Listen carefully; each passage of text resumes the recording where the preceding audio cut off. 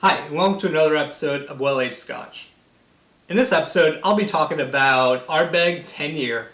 So, I talked about Ardbeg 10 Year in my last episode when I was covering caramel coloring and non-chill filtered. And Ardbeg 10 Year is actually a good example of non-chill filtering because it was one of the first whiskeys to be non-chill filtered. And if you have any questions about non-chill filtering or caramel coloring, just go to the last episode. So, I didn't talk about the taste of Ardbeg in the last episode, so I'm just going to cover it here. Ooh. Oh. Look, we can join the Ardbeg committee. Pretty cool. So, Ardbeg 10 Year, if I had to start from scratch, like I had no whiskey in my bar, and I wanted to capture a good Speyside, Highland, Islay whiskey, I would go with Ardbeg as my Islay choice because it costs a little much. Here, let's even these out. Because it tastes just as good as Lafroig, and I find that it costs just a little bit less. Alright, let's get to tasting. Yeah, so it has that nice chocolatey keep saying color, smell to it.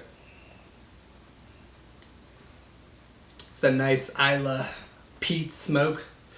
Look at it, it's nice and clear. Pretty cool. Let's try it.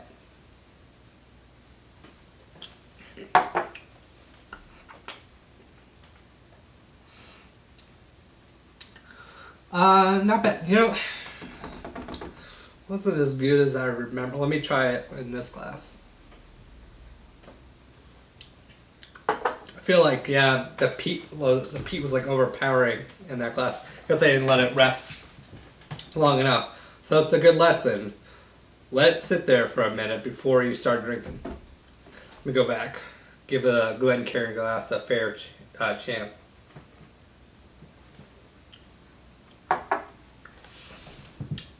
Yep, so just that little bit of time actually allowed it to, open up a little bit, and it has a nice chocolatey kind of toffee taste to it. All right, let's move on to the big glass. Haven't done anything with it yet, and I decided let's give it a try again.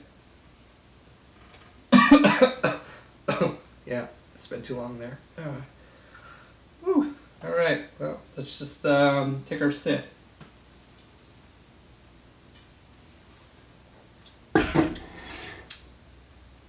I mean, I really don't taste anything. I think it's kind of interesting how, when you have the whiskey in a small vessel glass, you can really taste it. But then when you put it in something really big like this, like a fish bowl, it kind of looks like a fish bowl. You don't really taste much. You don't smell much. So, for casual drinking, I wouldn't recommend this. See if there's anything else I can pick up.